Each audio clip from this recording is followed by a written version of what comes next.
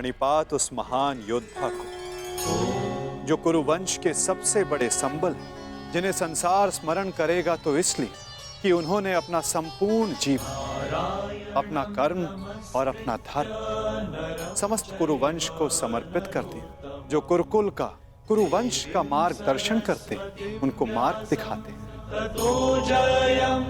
कुरु गौरव महामहिम भीष्म को प्रणिपात। नारायणं नमस्कृत्य नरं प्रणिपात उस महान राजा को जो कुरुकुल का सर्वे सर्वा है, जो राष्ट्र का निर्माता है, उस महाराज धृतराष्ट्र को, इस शांति दूत कृष्ण का प्रणिपात। स्वस्ति। अपने ज्ञान और शिक्षा के बल पर सामान्य कुरु कुमारों को भारतवर्ष का महान योद्धा बनाने वाले अर्जुन, भीम, दुर्योधन जैसे महान योद्धाओं के आचार्य श्री द्रोणाचार्य को मेरा प्रणिपात। कल्याण हो वसुदेव।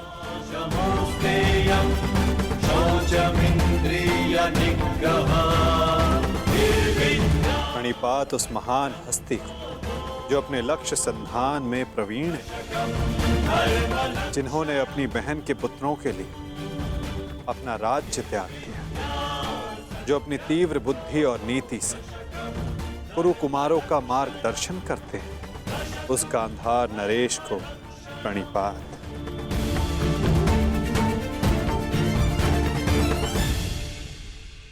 प्रणिपात महानितिज्ञ महात्मा विदुर को।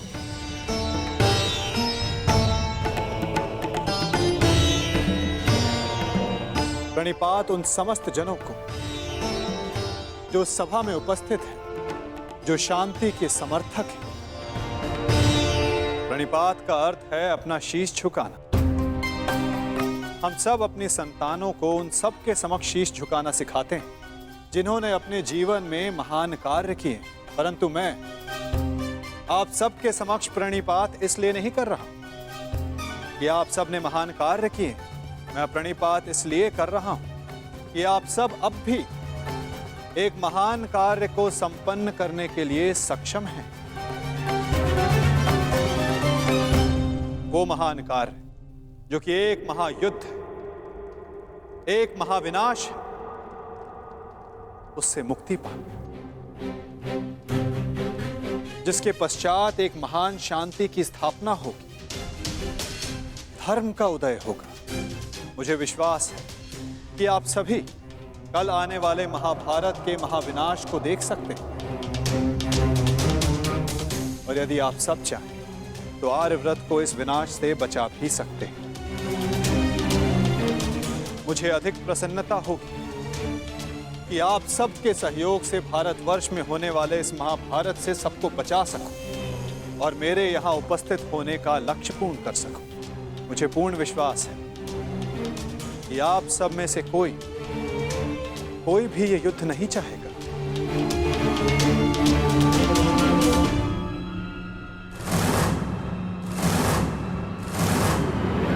संसार का सबसे बड़ा कष्ट होता है परिवार में आया क्लेश। परिवार का अर्थ है ऐसा समूह जो साथ रहे, जो एक दूसरे के साथ जिए, एक दूसरे का संबल बने। यदि एक वृक्ष दूसरे वृक्ष की शाखाएं काटने लगे तो वृक्ष का अस्तित्व समाप्त हो जाता है महाराज धृतराष्ट्र। जब परिवार साथ रहता है तभी उन्नति होती है। मेरी मंत्रणा यह है कि एक वंशज के अहंकार के लिए समूचे वंश को दांव पर लगाना उचित नहीं, क्योंकि यदि वंशज का अहंकार जीत भी गया तो वंश अपना अस्तित्व हार जाएगा। इसलिए मैं वासुदेव कृष्ण पांडवों की ओर से शांति दूत बनकर आया, शांति प्रस्ताव लाया। यह युद्ध केवल भाइयों के मध्य का संघर्ष नहीं होगा, बल्कि इस युद्ध में संपूर्ण भारतवर्ष भाग लेगा।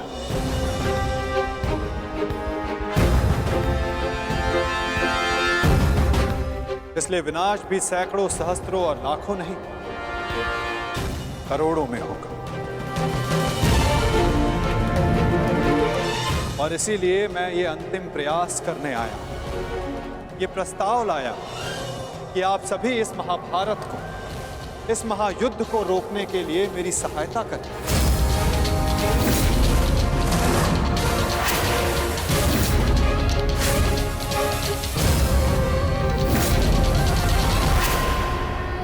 मैं ये अंतिम प्रयास करने आया कि आप सभी इस महाभारत को, इस महायुद्ध को रोकने के लिए मेरी सहायता करें।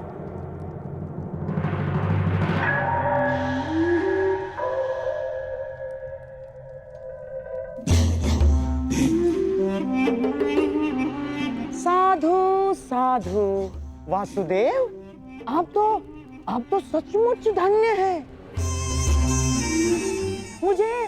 मुझे स्मरण नहीं होता कि कितना समय हो गया ऐसे शांतिपूर्ण वचन सुने हुए।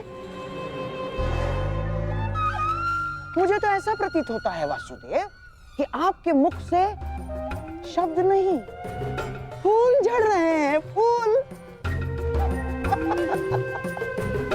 मैं अभिभूत हो गया वासुदेव। और सच कहूं वासुदेव, मैं भी आपसे सहमत हूं।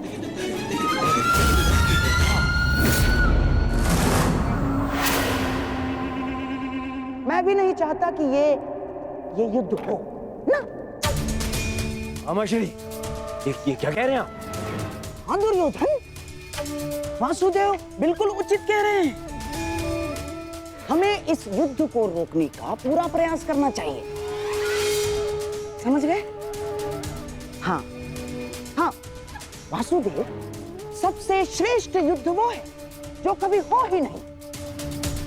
और युद्ध की परिस्थिति उत्पन्न न होने देने का एक ही उपाय है कि एक पक्ष दूसरे पक्ष पर आक्रमण ना करे। चलिए ठीक है, हम पांडवों पर आक्रमण नहीं करेंगे, परंतु वासुदेव, द्वारकाधीश, क्या आप यह आश्वासन दे सकते हैं कि पांडव भी हम पर कभी भी आक्रमण नहीं करेंगे? कभी भी। गांधार नरेश, आप आक्रमण के संदर्भ में बात कर रहे हैं और मैं यहाँ युद्ध की आवश्यकता को ही समाप्त करने के विषय में बोल रहा हूँ। अच्छा ऐसा है। यदि ऐसा है वासुदेव, तो हम आपका प्रस्ताव सुनना चाहेंगे। हाँ, आप शांति दूत हैं तो संदेश तो लाए होंगे। और हाँ, ऊपर से आप शांति प्रस्तापित करना चाहते हैं। तो वासुदेव, शांति प्रस्तापित करने के लिए जिस समाधान की आवश्यकता होती है, वो समाधान भी लाए होंगे आप, है ना? बताइए, क्या है इसका समाधान? प्रत्येक युद्ध की नींव में अन्याय छिपा होता है गांधार राज, और अन्याय का केवल एक ही समाधान है, और वो समाधान है न्याय।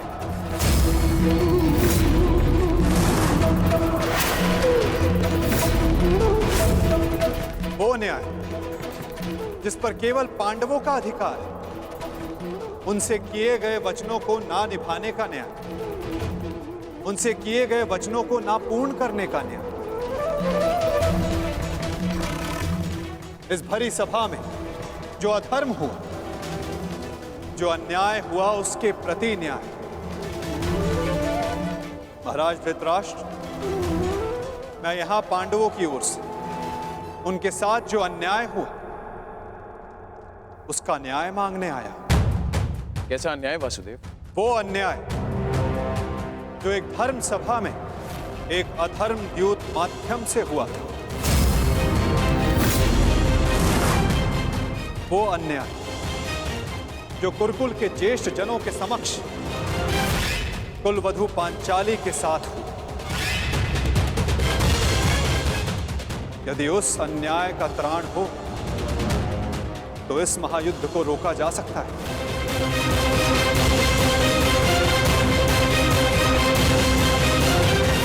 कुरुकुल श्रेष्ठ महाराज धृतराष्ट्र, महामहिम भीष्म, मैं पांडवों की ओर से उस अन्याय के लिए न्याय मांगने आया हूं। स्मरण रहे महाराज, यदि आपने पांडवों को न्याय नहीं दिया, या तो उसे वो पुण्य से अर्जित कर लेंगे या फिर उसे छीन लेंगे।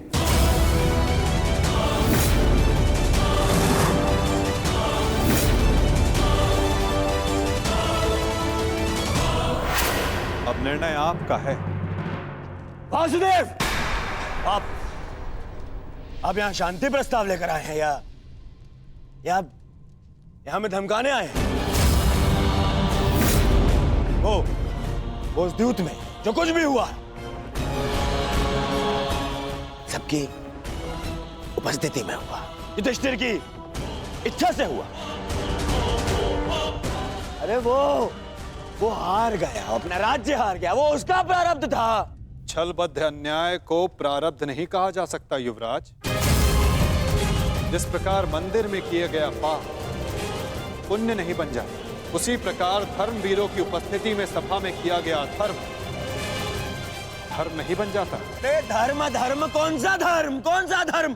कोई धर्म नहीं हुआ। नारी नारायणी होती है युवराज, और भरी सभा में एक नारी का, एक कुल वधू का वस्त्र हरण अधर्म नहीं?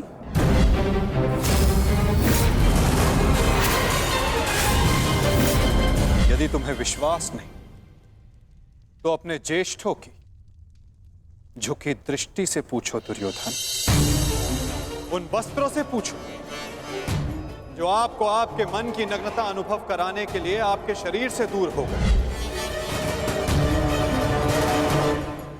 उन प्रतिज्ञाओं से पूछो जो पांडवों ने अपने भ्राताओं के विनाश के लिए मांगी।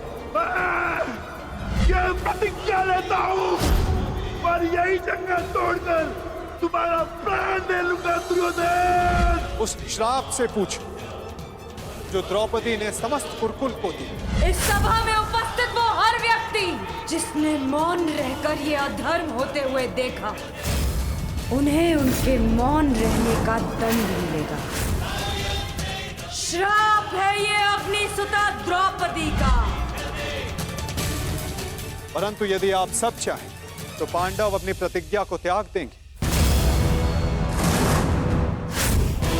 द्रौपदी अपना श्राप वापस ले लेंगे।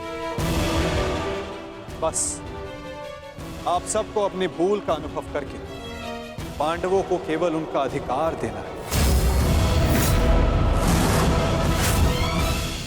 को अपनी भूल का अनुभव करके पांडवों को केवल उनका अधिकार देना है। ये कैसा न्याय है वासुदेव? संधि और शांति वार्ता में बराबर की बात होती है। एक ओर से बंधन और शर्तें नहीं लादी जाती। न्याय की मांग ना बंधन है ना शर्त है महाराज, केवल एक निवेदन है। यदि ऐसा है तो मेरा निर्णय यह है कि दुर्योधन मौन रहो। निर्णय लेना महाराज के हाथ में है, तुम्हारे नहीं। तुम शांत रहो।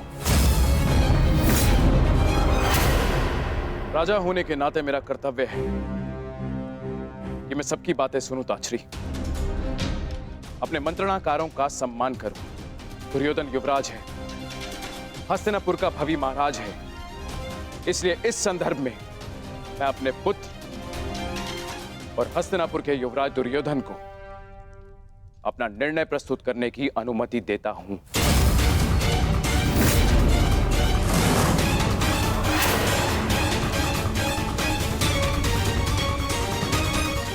धन्यवाद पिताश्री। हाँ तो सुनिए वासुदेव, ऐसा है कि उस द्यूत में पांडव स्वयं अपना अधिकार हार बैठे थे। अब ना तो वो किसी भी राज्य का उनको अधिकार है और ना ही राजा होने का।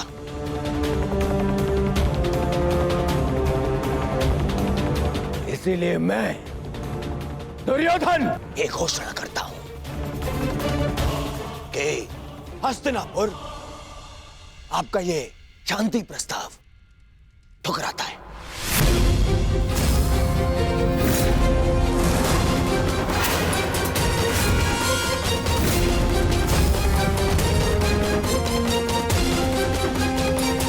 दुर्योधन, क्या तुम्हें इस बात का अनुमान भी है कि शांति प्रस्ताव ठुकराने का अर्थ है युद्ध को निमंत्रण? अपने निर्णय पर पुनः विचार कर लो। बात बात पर विचार करना बंद कीजिए पितामह। बात बात पर विचार कायर करते हैं।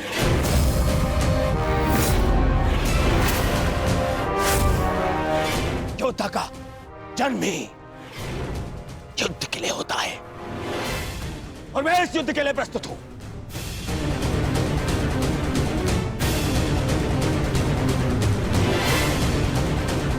मेरी दृष्टि में उन पांडवों को कुछ भी देने का प्रश्न ही नहीं उठता। बस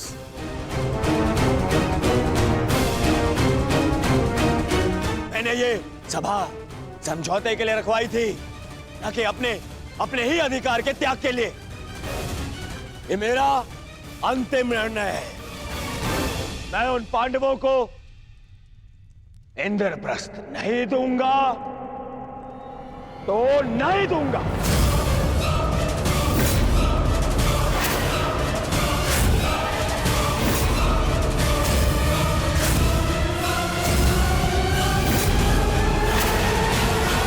दूंगा तो नहीं दूंगा।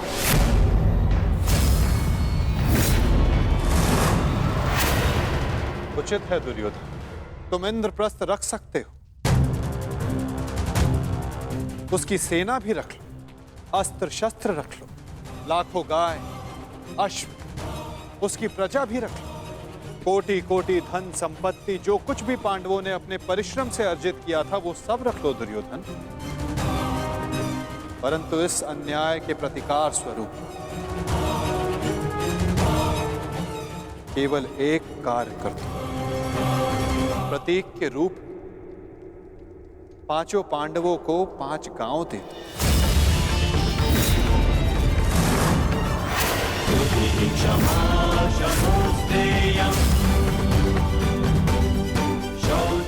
इतना तो दे ही सकते हो दुर्योधन। 5 पांडव वहां सुख से निवास करें और कुछ नहीं चाहेंगे। इस युद्ध को टालने के लिए केवल 5 गांव देना स्वीकार है तुम्हें?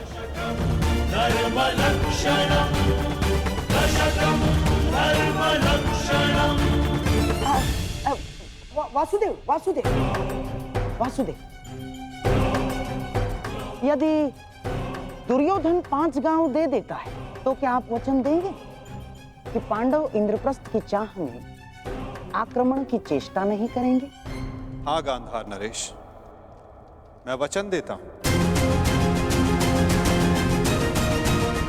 कि इस स्थिति में पांडवों की ओर से कोई आक्रमण नहीं होगा। वो हर परिस्थिति में संतुष्ट रहेंगे। हाँ कह दो दुर्योधन, इससे अच्छा प्रस्ताव कोई नहीं होगा। महाराज, मैं आपसे विनती करता हूं कि यही अवसर है, अंतिम अवसर। आप इस प्रस्ताव को स्वीकार करके इसको यहीं रोक दीजिए। ताक्षी का कहना उचित है पुत्र, हाँ कर दो, इसी में सबका हित है। मित्र, मैंने सदा इस युद्ध का पक्ष लिया है। मैंने सदा अर्जुन से अपना अधूरा द्वंद्व पूर्ण करना चाहा।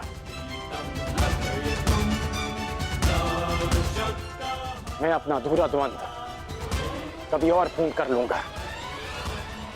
इस समय पूरे भारतवर्ष को महाविनाश से बचाने की आवश्यकता है। हाँ कह दो मित्र।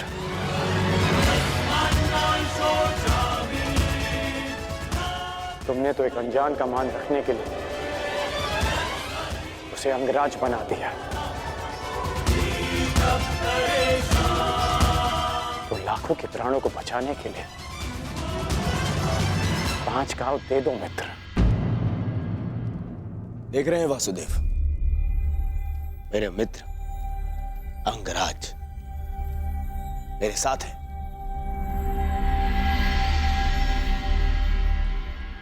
और आपको तो अच्छे से ज्ञात है कि कर्ण को अंगराज मैंने बनाया।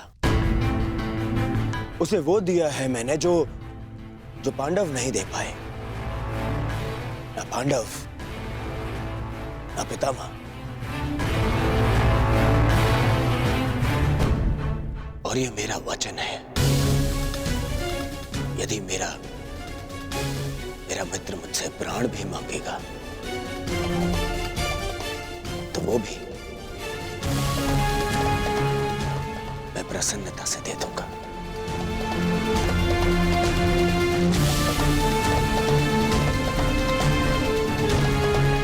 परंतु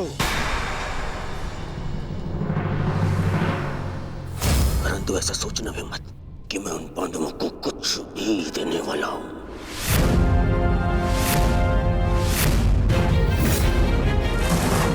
पता है, बचपन से मुझे यही आभास कराया गया है कि मेरा किसी भी वस्तु में कोई अधिकार नहीं, ना अपने पिता के राज्य पर, ना सिंहासन पर। जो भी मिले या तो दे दो या उन पांडवों के साथ में बांट लो। और तुम अधिकार की बात करते हो वासुदेव, तो बताओ मुझे, मेरा अधिकार उन पांडवों ने मुझे कब दिया? कब? गुरु का प्रेम, महामहिम का वात्सल्य किसी को मिला तो वो उन पांडवों को, मुझे नहीं। मेरे पिता के राजा होने पर, युवराज पद पर किसी का अधिकार था तो वो मेरा था, परंतु मुझे नहीं मिला। वो मिला उस युधिष्ठिर को।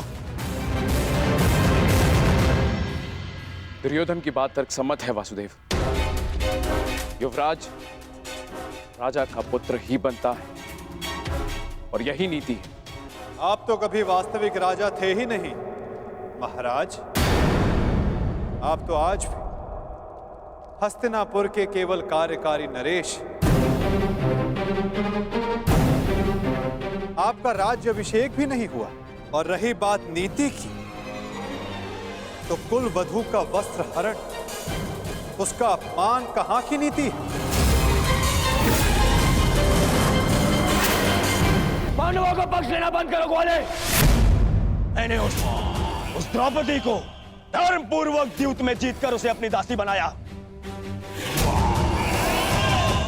उसका वस्त्र हरण करना मेरा अधिकार था, क्योंकि जो दासी अपने स्वामी की आज्ञा का पालन ना करे वो दंड की अधिकारिणी होती है। नारी केवल सम्मान की अधिकारिणी है दुर्योधन।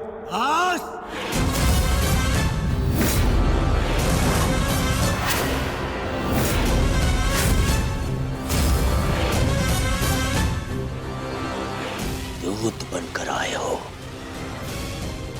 अपना संदेश दे चुके हो। अब मेरा निर्णय सुनो। मैं उन पांडवों को बाज खाओ तो क्या, एक सुई की नोक बराबर धरा भी नहीं दूंगा।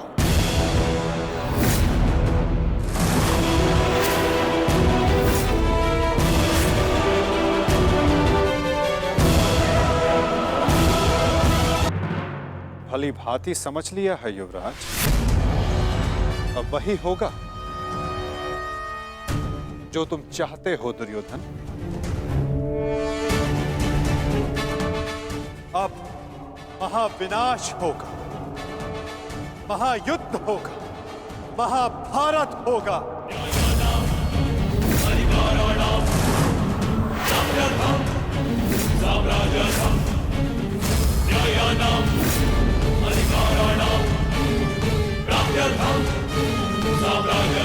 प्रणिपात।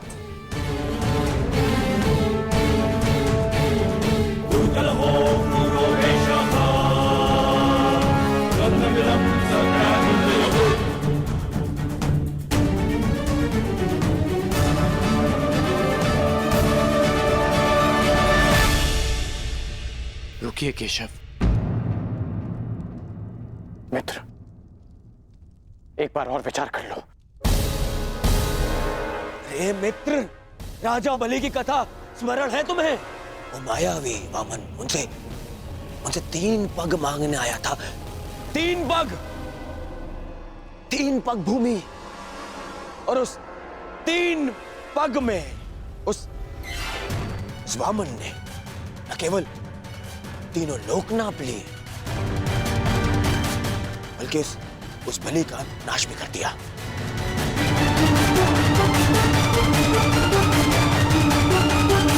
अरे इस छलिया को 5 गांव दे दूंगा तो ये हस्तिनापुर का अस्तित्व ही मिटा देगा।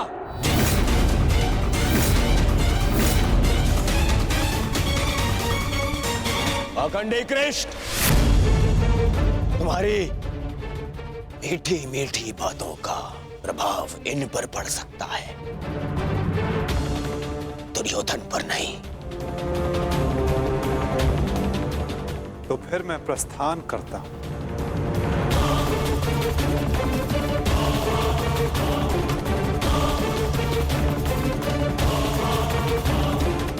रुको दूत।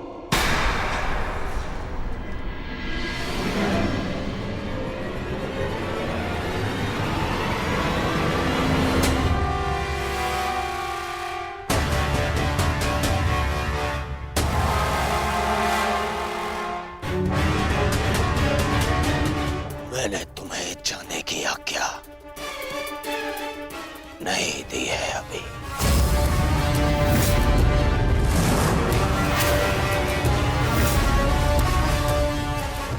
सब तुम्हारी माया से भयभीत हैं कृष्ण। आज मैं अपनी प्रजा और अपनी सेना के मन से तेरा भय मिटा दूंगा कृष्ण।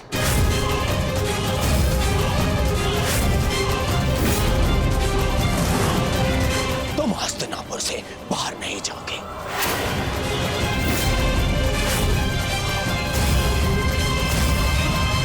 मैं धृतराष्ट्र पुत्र दुर्योधन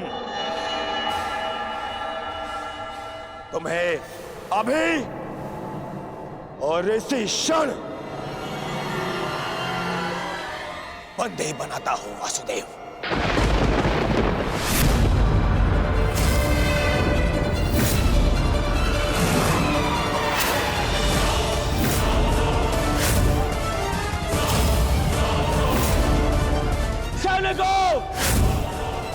बंदी बनाओ इस छलिए को।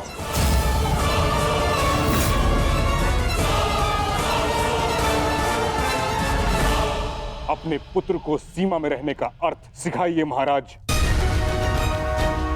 ये अनर्थ करने जा रहा है।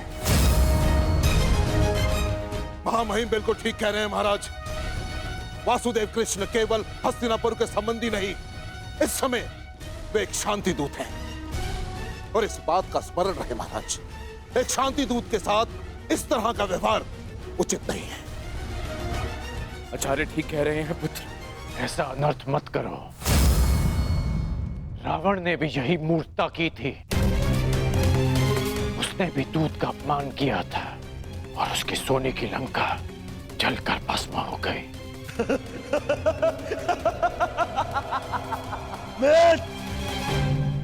रावण मूर्ख था जो सामान्य रस्सी से हनुमान को बांधने चला था, परंतु मैंने इस विशेष दूत के लिए एक विशेष धातु की श्रृंखला बनवाई है।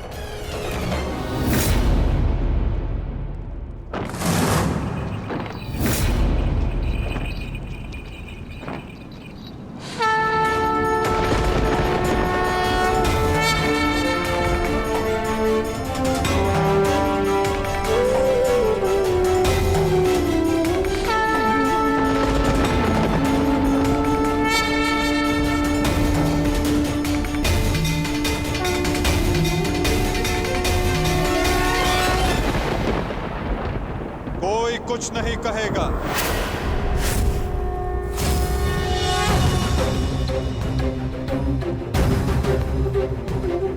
मेरा आप सबसे निवेदन है कि मेरे और दुर्योधन के मध्य में ना आए। और साक्षी बने इस क्षण के। इसे भान नहीं कि ये क्या कर रहा है, जिसके जन्म के पश्चात जिसे बंदी गृह की बेड़ियां ना बांध सके, सैनिकों का पहरा ना रोक पाए, आज तुम उसे बांधने चले हो दुर्योधन। सामर्थ्य है तुममें तो बढ़ो आगे, हो सके तो साधो मुझे दुर्योधन, अपने इन श्रृंखलाओं में बांधने का प्रयास करो।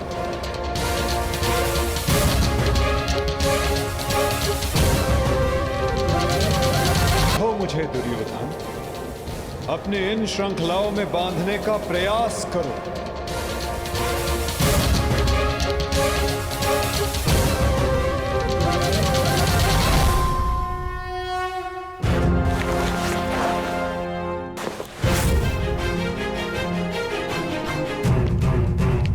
उठो उस तेरे को।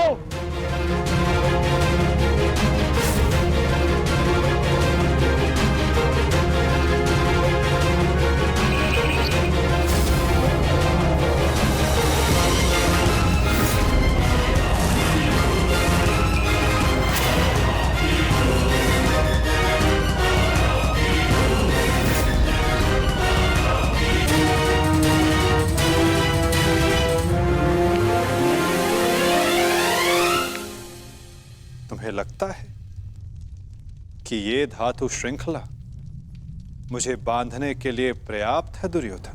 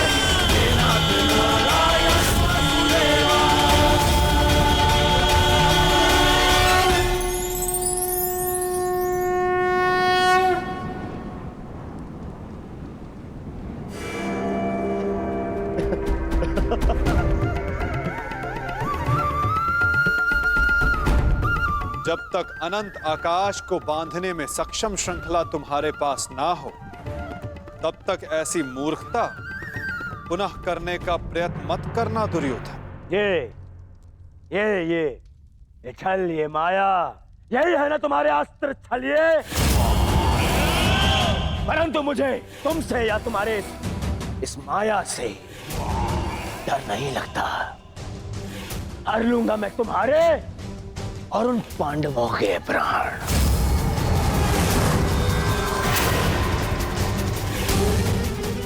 स्मरण रखना कि इस महायुद्ध में अंत करेगा तुम्हारा और उन पांडवों का यह दुर्योधन।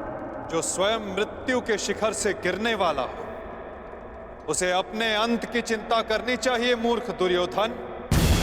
जिस सत्य को, जिस भविष्य को मैं टालना चाहता था, उसे आज तुमने स्वयं आमंत्रण दे दिया।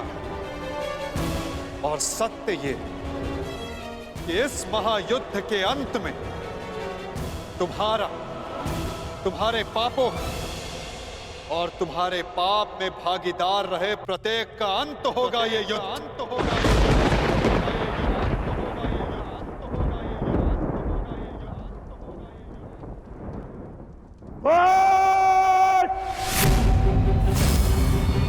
मेरे राज्य में, मेरे ही सभा में आके मुझे ही धमकी देता है छलिए। तुम्हारा राज्य, तुम्हारी सभा, इस राजसभा के समक्ष कितना सा आकार है तुम्हारा दुर्योधन, और हस्तिनापुर के समक्ष कितनी सी है ये सभा, और इस पृथ्वी के सामने कितना सा है हस्तिनापुर, और इस ब्रह्मांड में क्या स्थान रखती है ये पृथ्वी। यदि मनुष्य का अभिमान और दम उसके आकार से अधिक बड़ा हो जाए तो वही मनुष्य को स्वयं अपने बोझ से मार डालता है। और तुम्हारे अंत का कारण भी यही अभिमान होगा दुर्योधन, और तुम्हारा अंत भी तुम्हारे इसी अभिमान से होगा दुर्योधन।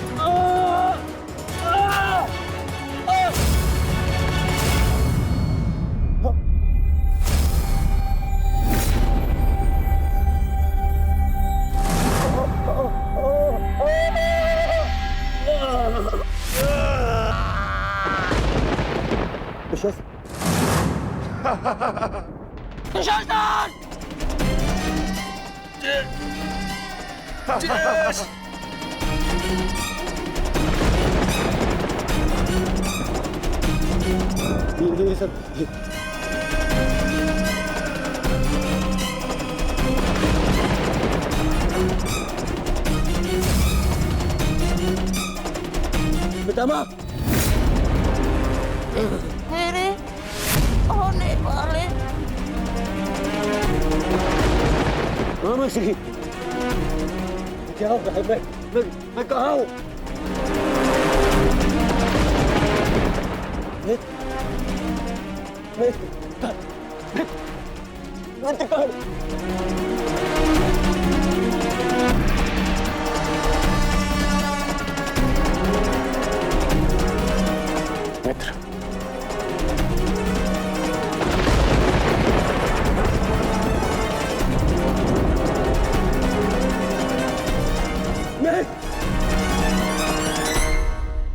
मित्र का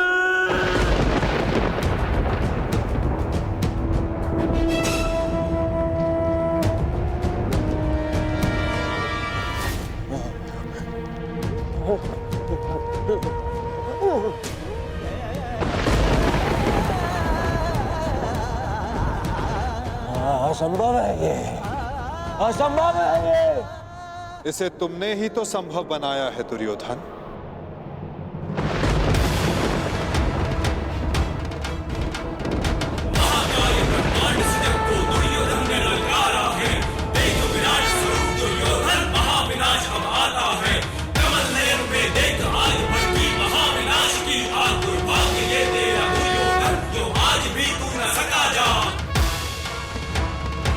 भीषण हुंकार किया, अपना स्वरूप विस्तार किया, काफी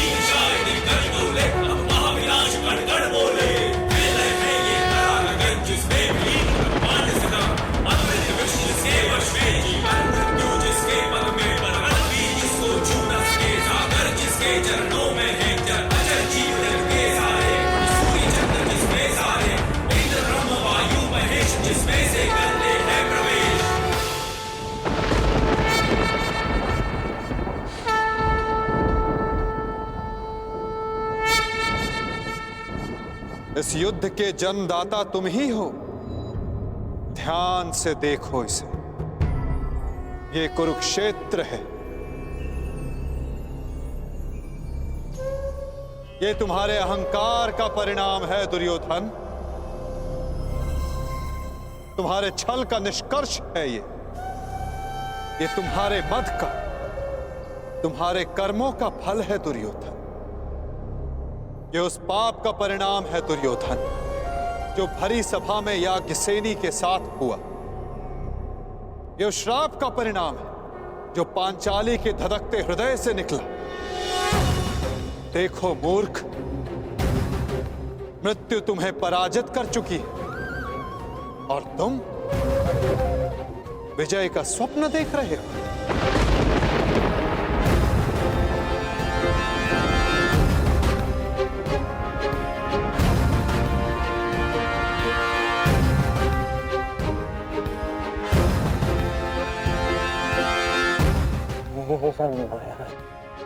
ये सब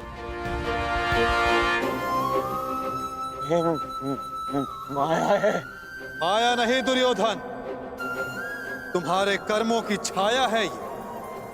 यही तुम्हारा भविष्य है, यही तुम्हारा प्रारब्ध, यही अंत है कुरुवंश का। युद्ध की चाह थी ना तुम्हें, महाविनाश देखने की इच्छा थी तुम। ठीक है, युद्ध मिलेगा तुम्हें, महाविनाश देखोगे तुम। तुमसे पहले भी बहुत अहंकारी आए और उनका भी अंत मैंने इसी प्रकार किया। मनुष्य क्या, मैं तो सौर मंडल का सृजन और विनाश करता हूं। देखना चाहोगे तो देखो।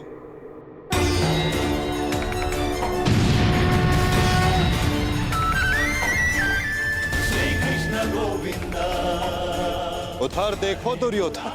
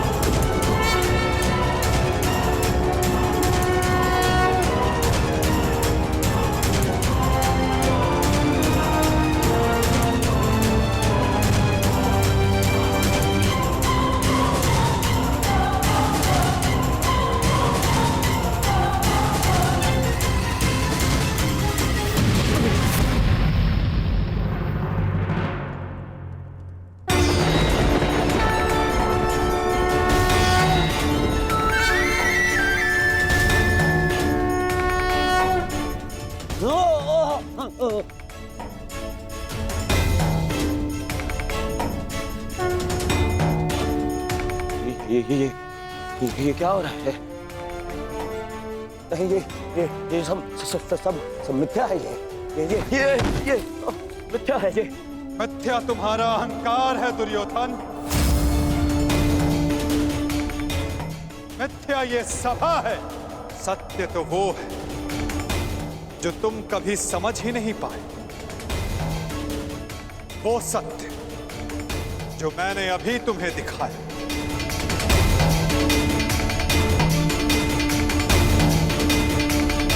सत्य केवल मैं हूं दुर्योधन, शेष सब मिथ्या। ये सब माया है। तुम साधारण मनुष्य हो और कुछ नहीं हो। आश्चर्य है, परंतु इसमें तुम्हारा क्या दोष? जब मनुष्य में अहंकार, तो वो सत्य केवल आकार से पहचानता है। तो आकार देखो दुर्योधन।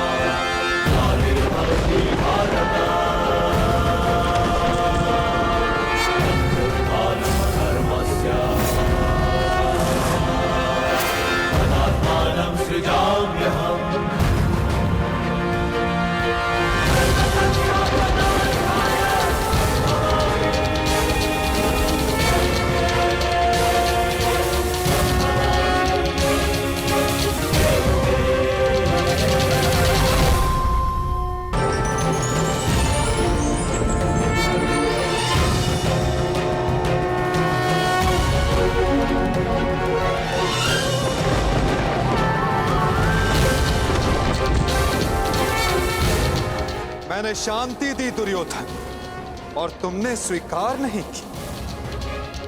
मैंने मैत्री दी, परंतु अपने अहंकार के आगे तुम्हें मैत्री का मूल्य समझ नहीं आया।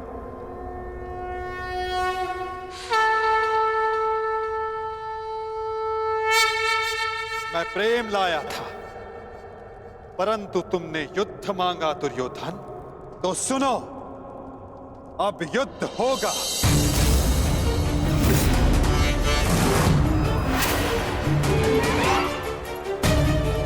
मैं जीवन का संदेश लाया था, तुमने मृत्यु का विकल्प चुना, तो मैं मृत्यु दूंगा।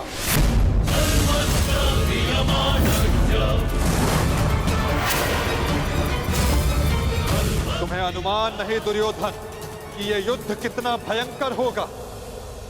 महासंहार होगा, पापियों के प्रत्येक भागीदार का अंत होगा यह महाभारत।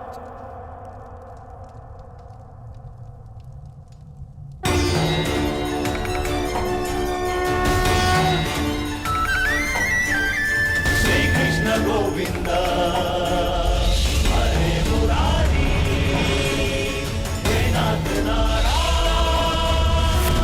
वासुदेवा।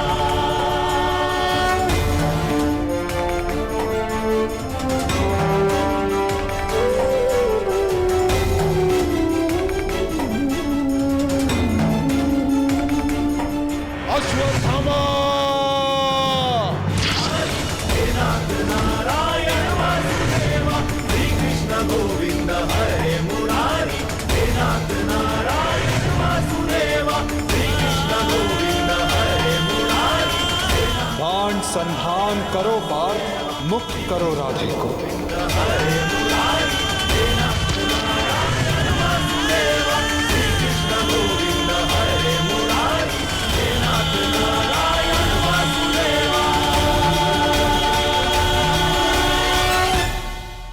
सभा में इतनी शांति क्यों है? कोई बताएगा मुझे आखिर हो क्या रहा है? सत्य देखने के लिए तन के दृष्टि की नहीं, मन के दृष्टि की आवश्यकता होती है धृतराष्ट्र। नियति ने तुम्हें दृष्टि नहीं, परंतु आज इस क्षण के लिए मैं तुम्हें दृष्टि देता हूं। कदाचित तन की दृष्टि से देखकर तुम मन की दृष्टि का सत्य समझ पाओ धृतराष्ट्र।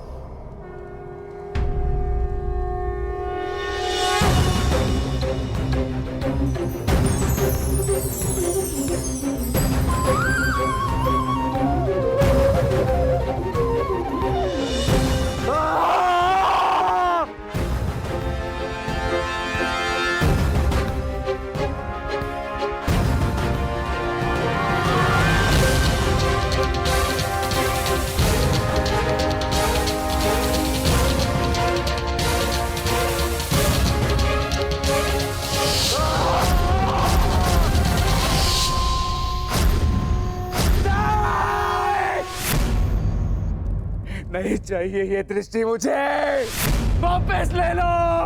ये क्या अनर्थ दिखा दिया मुझे। वासुदेव, ले लो, वापस ले लो।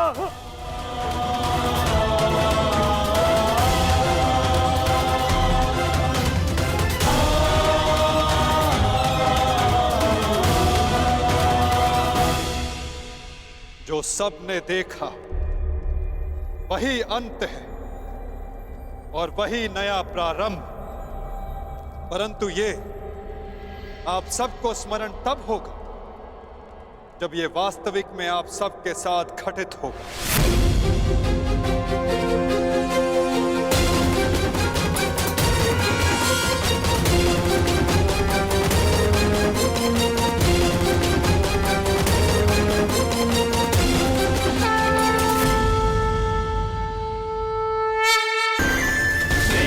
गोविंद हरे मुरारी, हे नाथ नारायण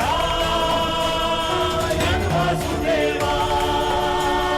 श्री कृष्ण गोविंद हरे मुरारी, हे नाथ नारायण वासुदेवा। मैं वासुदेव इस महायुद्ध, इस महाभारत की घोषणा करता हूं।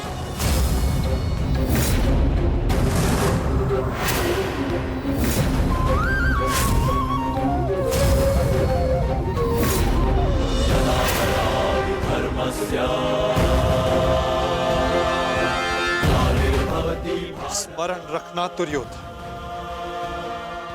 तुम्हारे इस अभिमान के साथ साथ तुम भी इस धरा पर ऐसे गिरोगे कि कभी उठ नहीं पाओगे।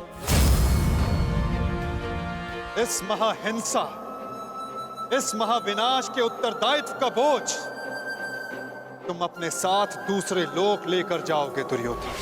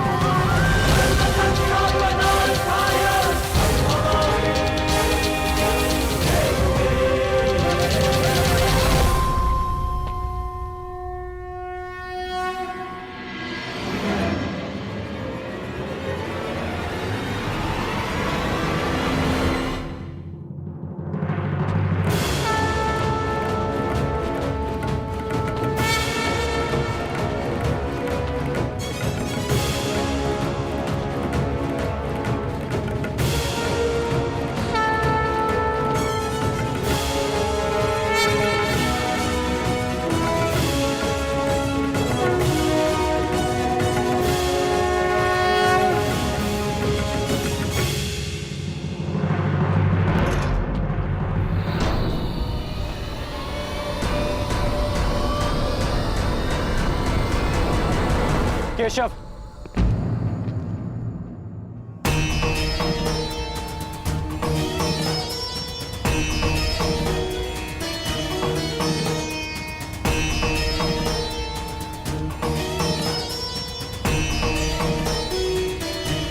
मुझे सदा से भान था कि आप साधारण मनुष्य नहीं हैं।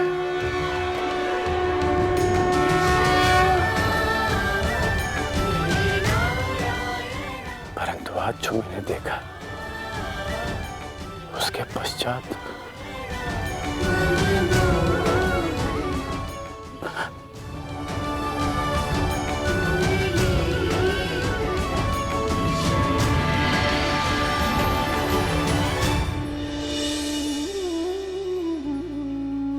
मेरे साथ आओ मित्र। ये स्थान अब वार्ता करने के लिए उचित नहीं रहा। यहां शब्दों का कोई मोल नहीं। यहां शब्द केवल सुने जाते, समझे नहीं जाते। आओ मेरे साथ।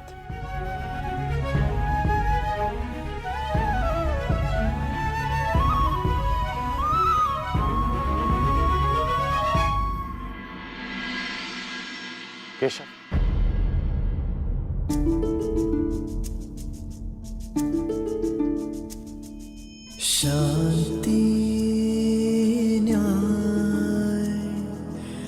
एक बार आप मेरे सारथी बने थे, आज ये गौरव मुझे दीजिए केशव।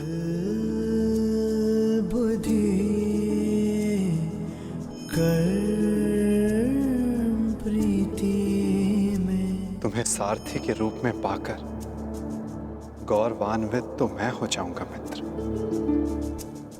कृष्णा कहो या कर्ण कहो, है दोनों एक समान। ठीक है। कृष्णा कहो या कर्ण कहो, है दोनों